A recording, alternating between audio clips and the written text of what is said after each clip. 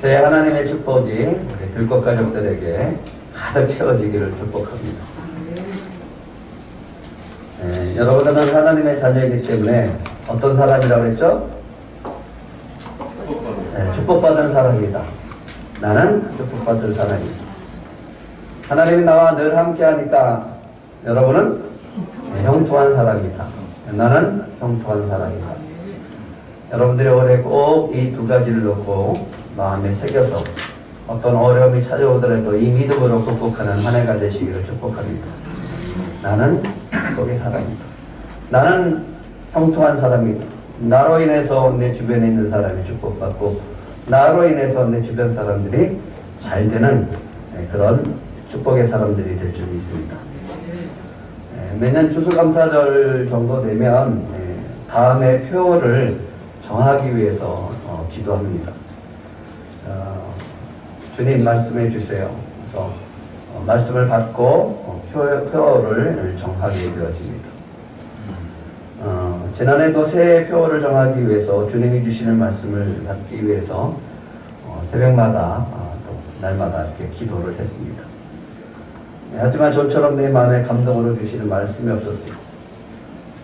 이 말씀으로 할까요? 이렇게 적고 저 말씀으로 할까요? 그렇게 적어보기도 했습니다. 표를 나름대로 적어서 이렇게 정리도 해봤습니다. 생각나는 것이 있으면 그냥 노트에 적고 또 다시 주님께 물으면서 기도했습니다. 그런데 주님이 우리에게 주시는 말씀이 아니라 내가 이렇게 좋아하는, 내가 원하는, 내가 바라는 말씀을 찾은 것 같아서 마음에 자꾸만 걸리는 거예요. 그래서 자꾸만 다시 묻고 또 묻고 하다 보니까 12월 중순이 되어버렸어요. 표를 정하고 이제 새해를 준비해 나가야 될 때가 됐는데도 주님은 말씀을 해주지 않게 되어지니까 마음이 답답하고 조급해지기 시작을 했습니다. 그런데 12월 14일 아침에 말씀을 묵상하다가 성령께서 깨닫게 해주신 말씀이 있었습니다. 이게 바로 창립 11주년 때 우리 교회에 주셨던 말씀입니다. 창립 11주년 때 성령께서 우리 교회에게 하셨던 말씀이 있습니다. 기억하십니까? 지금은 무엇을 해야 될 때다 라고 여러분에게 세 가지를 말씀을 드렸습니다. 첫 번째는 우리가 말씀을 들어야 된다. 두 번째는 우리가 하나님의 관계를 날마다 점검해 하면서 살아야 될 때다. 지금은 우리가 거룩한 습관을 가지고 그 능력으로 살아가야 될 때다라고 말씀을 드렸습니다. 그날 아침 사무엘 27장의 말씀을 묵상하고 있었습니다. 27장의 내용은 이런 거예요. 다윗이 사울을 2번이나 죽일 수 있었습니다.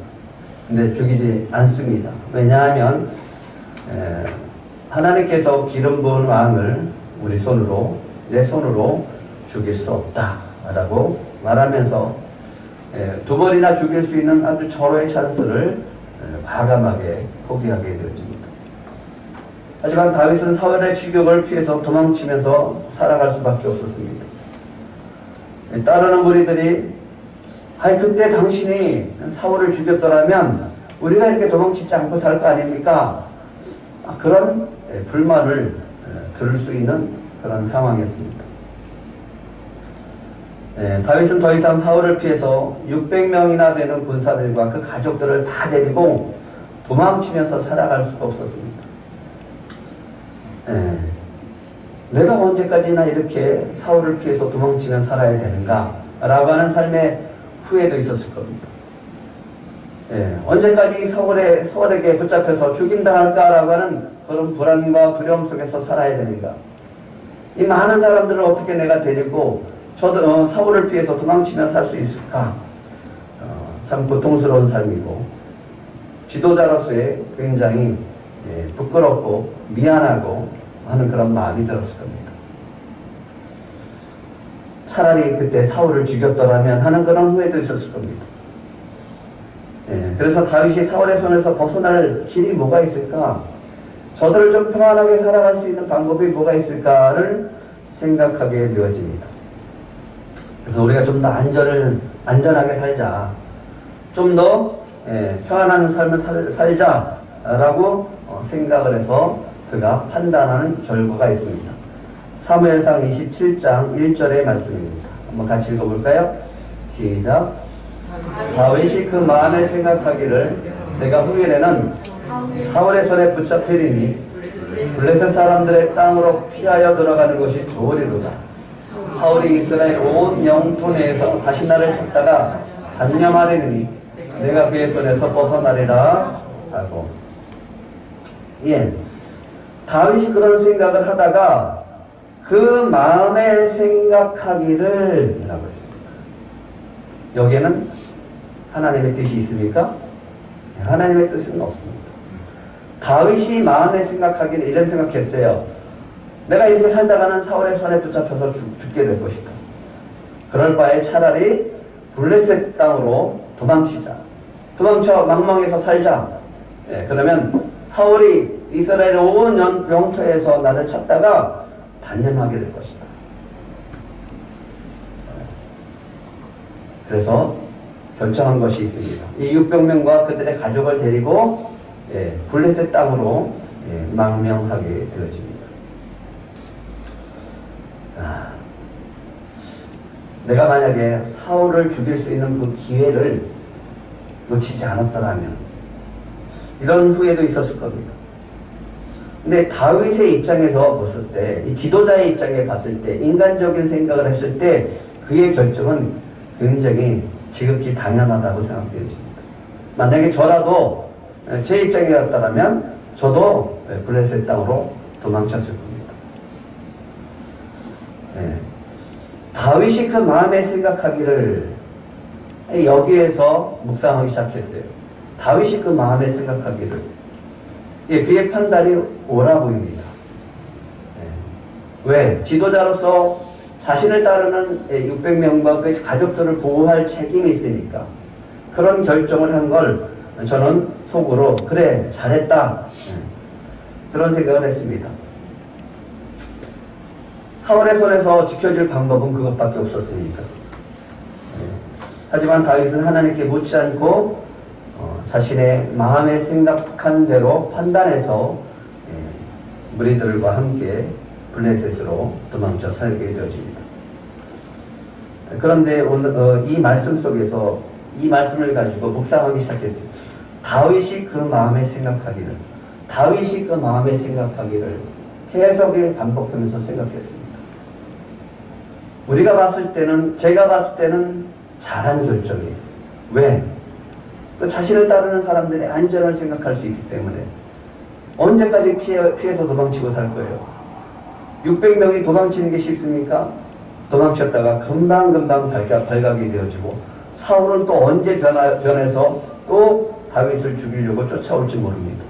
그러니 도망치는 건 잘했다라는 생각이 들었습니다. 그런데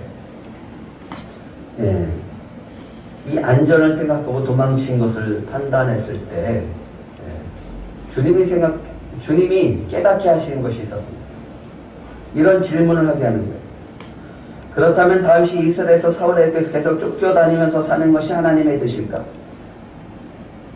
다윗이 그러면 블레셋으로 도망치지 않고 계속해서 사울의 손에서 죽임당할 위험을 안고 이 무리들을 이스라엘 땅에서 어딘가로 도망치면서 계속 살아가는 것이 잘하는 걸까? 그게 하나님의 뜻입니다. 그렇다면 다윗이 그 마음에 생각한 대로 블레셋으로 도망쳐 살 때 그들의 삶은 정말 안전하고 그들의 삶은 평안했을까라고 하는 질문을 하게 되었습니다. 다윗이 하나님께 묻지 않고 하나님의 말씀 없이 자신의 마음에 생각한 대로 블레셋 땅으로 도망쳐 살았을 때 다윗의 삶은 어떤 삶이었을까를 묵상하기 시작했습니다. 그런데 블레셋 땅에서 약 1년 4개월 동안 살면서 함께하는 무리들을 먹여 살릴 수밖에 없었습니다. 그러기 위해서는 블레셋 땅 밑에 있는 이 족속들을 쳐서 약탈하면서 살았습니다. 그런데 다윗에게 또 다른 두려움이 찾아오는 거예요. 다윗에게 또 다른 불안이 찾아오는 거예요. 뭐냐 하면 그들을 약탈해서 그들의 것을 빼앗아서 먹고 살고 있는데, 만약에 약탈한 것이 발각이 되어지고 그들 가운데 누군가가 그 소문을 아기스 왕한테 이야기한다면 아기스 왕은 다윗을 경계하게 되어집니다. 왜? 저놈이 블레셋 땅으로 와갖고 세력을 키운다. 무서운 놈이다. 언제든지 날 배신할 수 있다라는 생각이 들면 또다시 600명과 가족들을 데리고 어딘가로 도망쳐야 됩니다. 그래서 두려워서 다윗이 하는 짓이 있었습니다. 뭐 했냐면 약탈한 것을 뺏어오면서 그 소문이 아기스 왕에게 들리지 않도록 거기에 있는 족속들을 다 죽여버립니다. 끔찍하죠. 그 모든 사람들을 가는 곳마다 다 죽이고 약탈해 오릅니다. 그런데도 다윗의 마음에 불안함이 있습니다. 혹시라도 누군가가 이걸 보고 아기스 왕에게 이야기한다면 어떻게 하나라고 하는 불안함이 계속 있었습니다. 그리고 아기스 왕한테는 그렇게 얘기했습니다. 너는 요즘 어떻게 먹고 사니? 예, 저는 저 유다 땅에 가서 약탈해서 그들의 것을 빼앗았다가 지금 먹고 살고 있습니다. 아이, 그래? 아기스 왕에게 거짓말을 하는 거예요. 그러면서 늘 마음에 불안한 겁니다. 혹시 들키지는 않을까? 다윗이 그 마음에 생각하기를 이 말씀이 저에게 계속 묵상이 되어지는 거예요. 사울의 손에서 벗어나서 블레셋 땅으로 도망쳐 살면 자신을 따르는 무리들이 안전하고 평안하게 살 수 있을 거라고 믿었습니다. 그렇게 생각했습니다. 하지만 여전히 다윗은 지도자로서 불안하고 두려움 가운데 살아가고 있다라고 하는 겁니다. 이 말씀을 묵상할 때 성령께서 깨닫게 하시는 것이 있습니다. 이 말씀을 묵상하면서 저한테 깨닫게 하시는 것. 너의 생각을 내려놓아라. 이 말씀을 묵상하다가 성령께서 주시는 감동이었습니다. 네 생각을 내려놓아라. 다윗이 그 마음에 생각하기를 이라고 하는 이 말씀을 묵상하면서 주셨던 감동이에요. 아, 그래. 내 생각을 내려놓는 거고. 주님의 말씀을 받기 위해서는 내가 갖고 있는 이런 생각 저런 생각들을 다 내려놓아야 되는구나 라고 하는 것을 깨닫게 되어졌습니다. 그리고 제 마음의 생각들을 내려놓고 주님께 다시 물었습니다. 주여 말씀하옵소서, 이 종이 듣겠나이다. 그런데 그렇게 기도하고 잠시 후에 저에게 깨달음을 주시는 것이 있었어요. 뭐라고 말씀하시냐면 내가 창립 11주년 때 이미 주었다라고 합니다. 깜짝 놀랐어요. 아니 이미 9월 달에 주신 말씀이 있었는데 나는 말씀을 받기 위해서 계속 기도하고 있었던 거예요. 그 말씀이 바로 오늘 사무엘상 3장 10절이었습니다. 표를 말씀을 들으라고 했었던 성경구절. 우리 같이 읽겠습니다. 시작. 여호와께서 임하여서서 전고같이 사무엘아 사무엘아 부르시는지라. 사무엘이 이르되 말씀하옵소서, 주의 종이 듣겠나이다. 창립 11주년 때 내가 이미 말씀을 주지 않았느냐? 라고 하는 거예요. 제가 저의 생각을 내려놓고 주여 말씀하옵소서, 종이 듣겠나이다 라고 기도하니까 주님이 즉시 저의 생각에 깨달음을 주십니다. 저는 이 말씀 묵상을 통해서, 이 깨달음을 통해서, 이 경험을 통해서 다시 한번 주님께서 우리에게 말씀하시는 것을 깨달았습니다. 주님의 말씀을 듣는 것이 얼마나 중요한지. 내가 다시 한번 외쳐볼까요? 주여 말씀하옵소서. 이 종이 듣겠나이다. 그렇게 기도해요. 기도하세요. 그렇게 기도하면, 말씀 앞에서 그렇게 기도하면 주님께서 여러분들에게 말씀을 감동으로 여러분들에게 주실 줄 믿습니다. 이 말씀을 가지고 살아가는 2021년 우리 교회는 이런 교회가 되어야 됩니다. 올해 우리 교회는 주님의 말씀을 듣는 교회가 되어야 됩니다. 주여 말씀하옵소서, 이 종이 듣겠나이다. 지금은 우리가 무엇을 하면서 살아야 될다라고 말씀을 드렸습니까? 지금은 우리가 주의 말씀을 들어야 됩니다. 지금은 우리가 하나님의 관계를 날마다 점검하면서 살아야 된다. 바로 그때는. 지금 우리가 거룩한 습관을 가지고 그 능력으로 살아가야 할 때다. 주님, 우리가 이전에는 전혀 경험하지 못했던 코로나 시대를 겪게 하고 있습니다. 어느 때보다 우리에게 이 말씀을 강조하고 계십니다. 오늘 우리 백기사님이 찬양했었던 그 가사 가운데도, 찬양의 가사 가운데도 나오는 마태복음 7장 24절부터 25절의 말씀입니다. 같이 읽겠습니다. 시작. 그러므로 누구든지 나의 이 말을 듣고 행하는 자는 그 집을 반석 위에 지은 지혜로운 사람 같으리니 비가 내리고 창수가 나고 바람이 불어 그 집에 부딪히되 무너지지 아니하나니 이는 주초를 반석 위에 놓은 까닭이요. 주님의 말씀이 어제나 오늘이나 동일하게 역사하신 줄 믿으시기 바랍니다. 아멘. 주님의 말씀은 우리가 잘할 때도, 우리가 좋을 때도, 아니 나쁠 때도, 어둠을 만날 때도, 슬퍼할 때도, 고난을 만날 때도, 우리가 행복해할 때도 언제나 동일하게 역사하십니다. 옛날이나 지금이나 동일하게 역사하십니다. 그래서 지금 이 시대에 이 말씀이 더욱더 소중한 거예요. 주님의 말씀은 평안할 때나 고난 속에 있을 때나 동일하게 역사하십니다. 코로나19로 아무리 어렵다고 할지라도 주님의 말씀은 동일하게 역사하십니다. 주님의 말씀은 여전히 능력 있는 줄 믿으시기 바랍니다. 아무리 어려운 시대를 살지라도 주님의 말씀은 변함이 없습니다. 그런 구원의 능력이 올 한 해도 계속해서 나타나게 될 줄 믿습니다. 뭐라고 했습니까? 비가 내리고 창수가 나고 바람이 불어도 그 집에 부딪히되 어떻게 된다? 무너지지 않는다. 어디에 있기 때문에?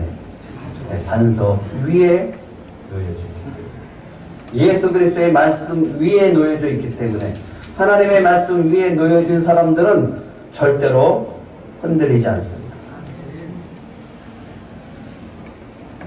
이 시대에 이 말씀이 얼마나 소중한지 모릅니다. 그래서 우리는 어느 때보다 지금 이 시대에 주님이 주시는 말씀을 듣고 살아야 될 때입니다. 그러면 어떤 어려움 속에서도 잘 견뎌낼 수 있는 능력의 삶을 살게 될 줄 믿습니다. 그래서 우리는 어느 때보다 하나님의 관계를 늘 점검하면서 살아야 됩니다. 그러면 우리가 기도하는 것마다 응답되어질 줄 믿습니다. 그래서 우리는 어느 때보다 거룩한 습관을 가지고 살아야 됩니다. 그러면 아무리 어지럽고 혼란스러운 시대를 만난다고 할지라도 거기에서 하나님의 뜻을 분별하고 거기서 그 뜻을 순종하며 나아갈 수 있게 되어진 겁니다. 성경은 한나가 어떻게 해서 사무엘을 낳게 됐다라고 말씀하고 있습니까? 왜 한나가 기도했습니까? 왜 한나가 성전에 가서 그렇게 애통하면서 통곡하면서 기도했습니까? 자식이 없잖아요. 자식이 없어서 기도하고. 레위 가문의 엘가나가 아내가 둘이 있었습니다. 하나는 한나요, 또 하나는 브니나인데 브니나는 자식들이 있는데 한나에게는 자식이 없었습니다. 자식을 임신하지 못하게 하시는 분이 누구예요? 하나님이셨어요. 자식이 없으니까 자식 없는 서러움에 날마다 눈물로 지새우는 거예요. 억울하고 분통이 터져서. 그래서 한나가 한 것이 있었어요. 그래서 한나가 한 것이 있었습니다. 뭘 했어요? 성전에 가서 울며 불며 통곡하면서 기도한 겁니다.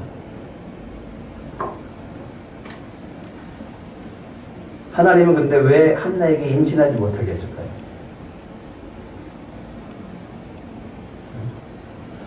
이걸 좀 다른 방향으로 한번 생각해 보세요. 왜 그러면 하나님이 브린나에게는 임신하게 하시고 자식을 주고 왜 한나에게는 임신하지 못하게 했나 이거죠. 임신하지 못하게 했으니까 한나가 어떻게 했어요? 기도하는 거예요. 분이 나가 괴롭히고 고통스럽게 마음에 괴로움이 있으니까 어쩔 수 없이 통곡하면서 기도할 수밖에 없는 거예요. 근데 그런 기도한 결과 누굴 낳게 돼요? 이 시대의 위대한 지도자, 하나님의 사람 사무엘을 낳게 되죠. 하나님은 언제나, 예수님도 언제나 바닥에 서 있을 때 그때 역사하십니다. 기도하게끔 하시면 하나님의 크신 뜻이 있구나를 여러분들은 믿으시기 바랍니다. 그런 기도를 통해서 하나님은 큰 역사를 이루시는 겁니다. 하나님이 임신하지 못하게 했던 한나를 통해서 위대한 사무엘을 낳게 하셨어요. 왜 임신하지 못하게 하셨을까? 하나님은 사무엘을 얻기 위해서 기도하게 하셨던 겁니다. 이 시대에 문제가 있었습니다. 이 시대의 문제를 해결하고 싶었습니다. 이 시대는 정말 거룩하게 구별되어진, 정말 온전히 하나님께 바쳐진 거룩한 인물이 필요했던 겁니다. 그래서 한나로 하여금 임신하게 했고, 분인나로 하여금 괴로운 마음을 주셨고, 억울하고 분통이 터져서 성전에 가서 간절히 기도해서 하나님께서 사무엘을 얻게 하셨습니다. 이 시대는 거룩한 사람이 필요해요. 사사시대에 이스라엘 백성은 하나님을 왕으로 섬기지 않았습니다. 사사를 세워놨을 때는 사사를 통해서 하나님을 믿는 것 같았지만 사사가 죽고 나면 다시 타락하고 범죄하기 시작했습니다. 그들은 항상 자기 마음대로, 자기가 하고 싶은 대로, 자기 마음의 생각대로 했습니다. 즉 하나님의 왕이 아니라 늘 자기가 왕이 되는 거예요. 그런 세상 속에서 죄가 만연하고 타락한 세상이 되어버리는 거예요. 더 큰 문제는 하나님의 말씀을 맡았던 제사장들이, 부지런히 하나님의 말씀을 가르쳐야 할 제사장들이 타락해버린 거예요.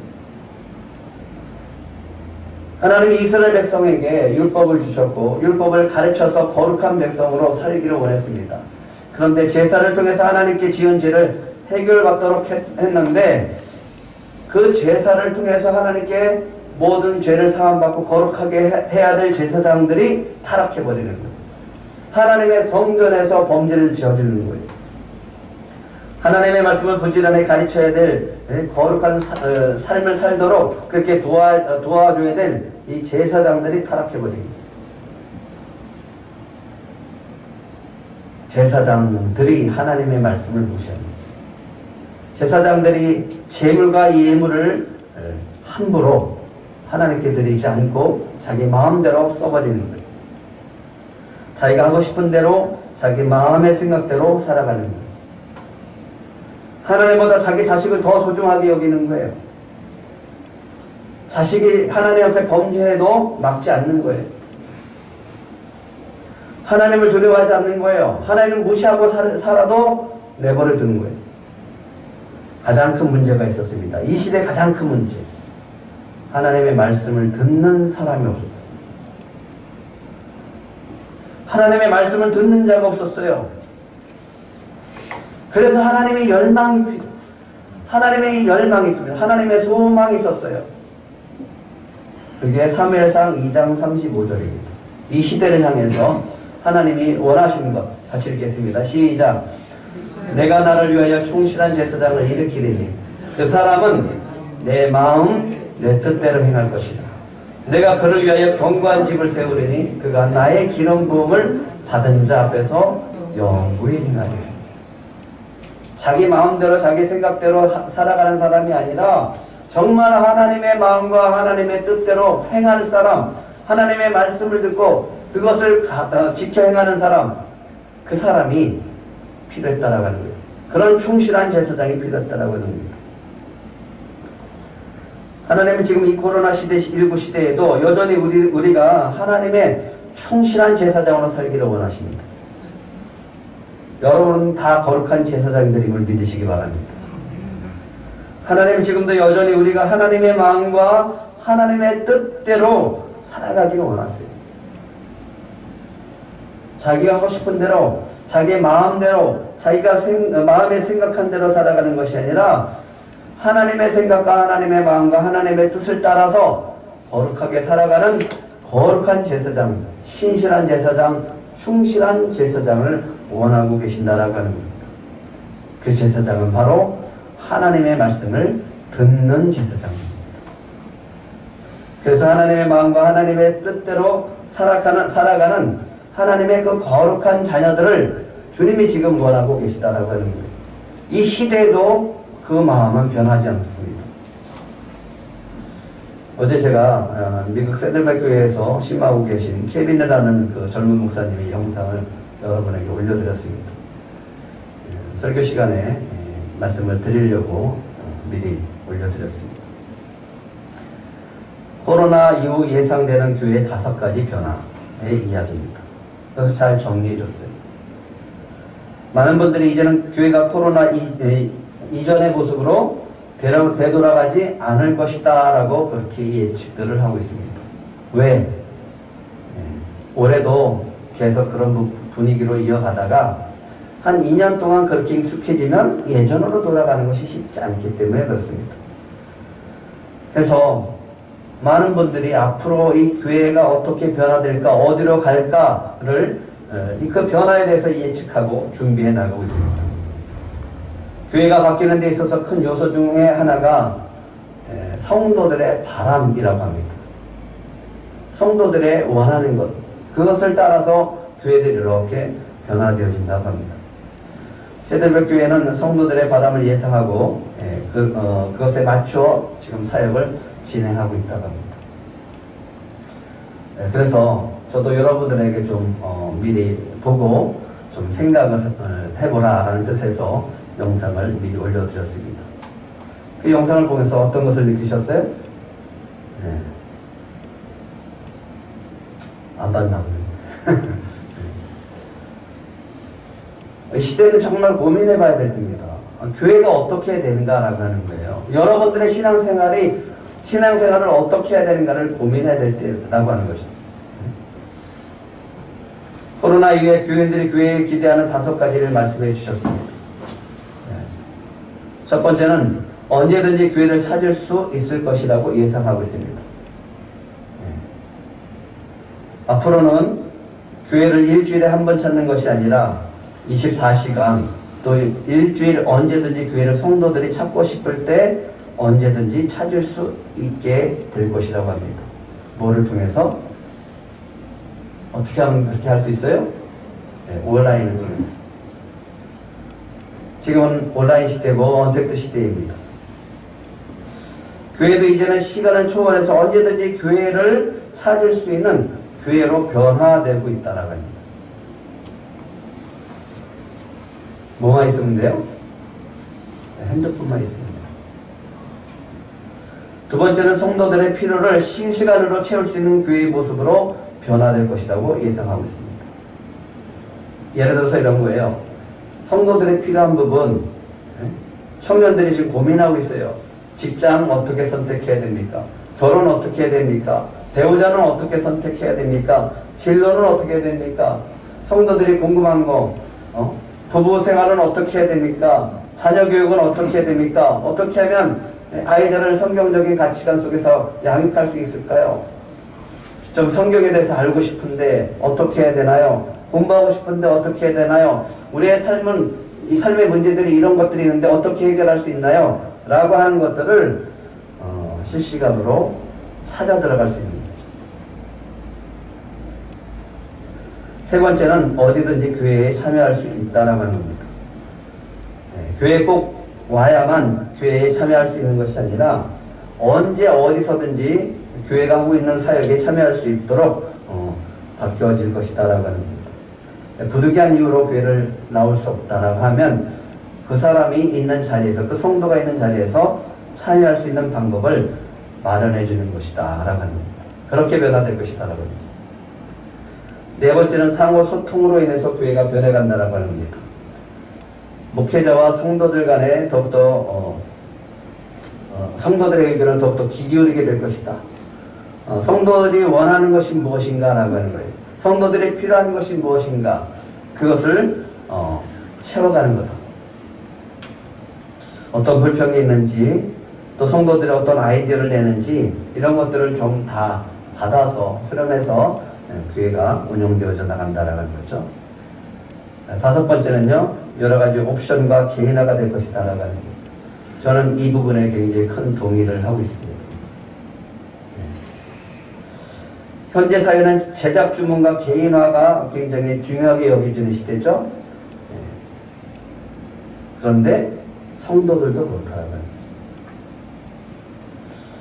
그래서 이제 양육과 제자 훈련은 그 사람에 맞는 맞춤식 양육과 제자 훈련이 될 것이다라고요.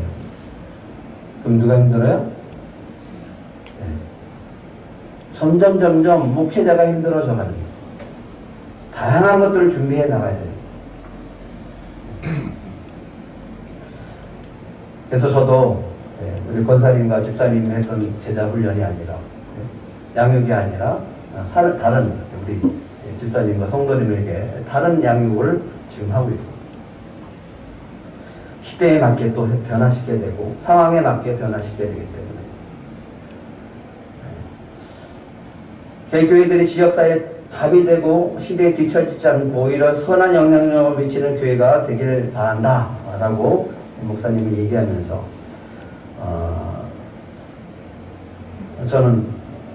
저도 그런 생각을 했어요. 교회는 앞으로도 이 시대를 극복하기 위해서 참 다양한 방안들을 내놓을 것이다.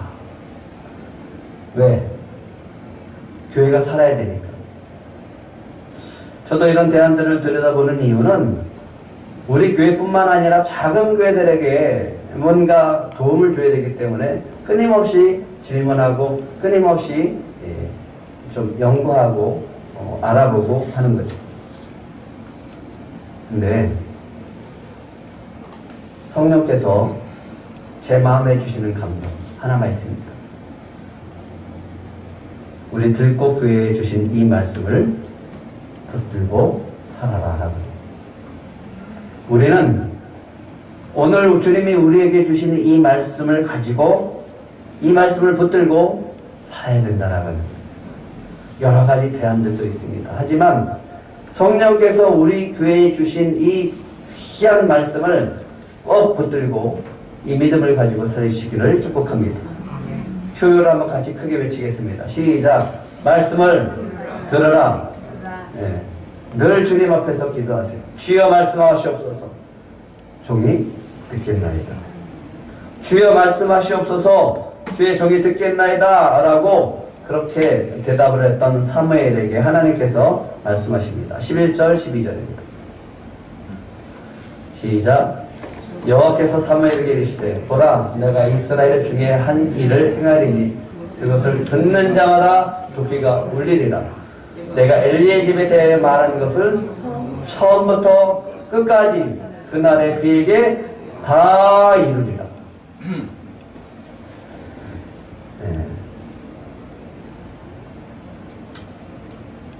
이제 날마다 주님 말씀 앞에서 주여 말씀하옵소서 주의 종이 듣겠나이다 라고 기도하면 주님은 반드시 저와 여러분에게 주님이 말씀하실 겁니다. 말씀하실 줄 믿습니다. 근데 놀라운 것이 있어요. 오늘 사무엘에게 말씀하시는 게 뭐예요? 내가 엘리의 집에 대하여 말한 것을 처음부터 끝까지 그날에 어떻게 하신다고요? 다 이루리라. 주님이 하시는 말씀을 붙드는 이유는 그 말씀을 우리를 통해서 이루시기 때문이거든요. 이 말씀을 듣고 싶지 않습니까? 이 말씀을 붙들고 싶지 않습니까? 이 말씀을 붙들고 사는 자들이 정말 능력의 삶을 살아가는 거예요. 이 시대에 어떤 어려움이 와도 능히 이겨낼 수 있는 그런 능력이 있음을 믿으시기 바랍니다. 주님이 오늘 우리에게 하시고자 하는 말씀을 주시는 거예요. 우리를 통해서 이루시고자 하는 말씀을 주시는 거예요. 그날 나를 통해서 그날 내 삶에 이루시기 위해서 주님은 말씀으로 오시는 겁니다.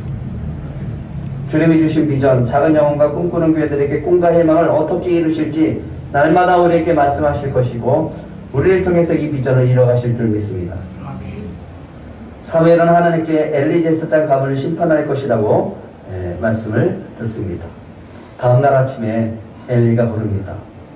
사무엘아, 하나님께서 너에게 말한 말씀을 하나도 숨기지 말고 나에게 다 얘기해야 된다. 그러자 사무엘이 하나님께서 엘리 집에 대한 심판의 메시지를 다 숨김없이 하나도 빠뜨리지 않고 다 전하게 되어집니다. 주님, 우리가 날마다 말씀 앞에서 주여 말씀하시옵소서 주의 종이 듣겠나이다 기도하면 반드시 주님이 우리에게 이루실 말씀을 주실 줄 믿습니다.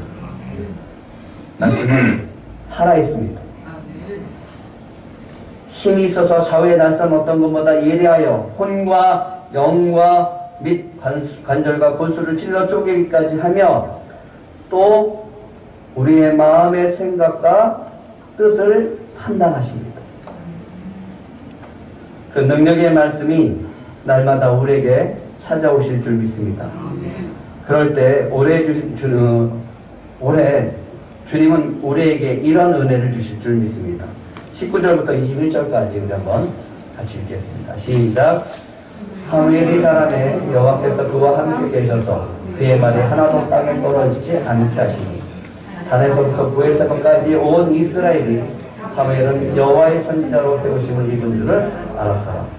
여호와께서 실로에서 다시 나타나실 때 여호와께서 실로에서 여호와의 말씀으로 사무엘에게 자기를 나타내십니다. 우리 주일학교 학생들에게 이 말씀을 주고 싶습니다. 사무엘이 자라면 여러분들이 점점 자랄수록 하나님의 말씀이 더욱더 강력히 나타나는 능력의 사람들이 되시길 축복합니다. 주신 말씀은 하나도 떨어지지 않을 줄 믿습니다. 올 한해 하나님께서 우리에게 날마다 주시는 말씀은 정말 하나도 다 안 떨어지고 다 이루실 줄 믿습니다. 2021년 이 믿음을 가지고 출발하시기 바랍니다. 주님께서 우리를 반드시 말씀을 잘 들을 수 있는 사람으로 세워주실 것입니다.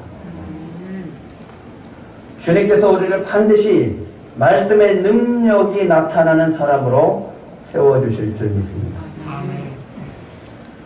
올 한해 주님께서 우리를 주님의 마음과 주님의 뜻대로 마음껏 사용하시옵소서라고 여러분들이 결단하시고 주여 말씀하시옵소서 이 종이 듣겠나이다 그렇게 얘기할 때 말씀하실 때 그렇게 기도할 때 우리를 통해서 작은 영혼과 꿈꾸는 교회들에게 꿈과 희망을 주시는 이 비전을 반드시 이뤄가실 줄 믿습니다. 이 믿음을 가지고 다 같이 힘차게 출발하는 우리 들꽃 가족들이 되시기를 축복합니다.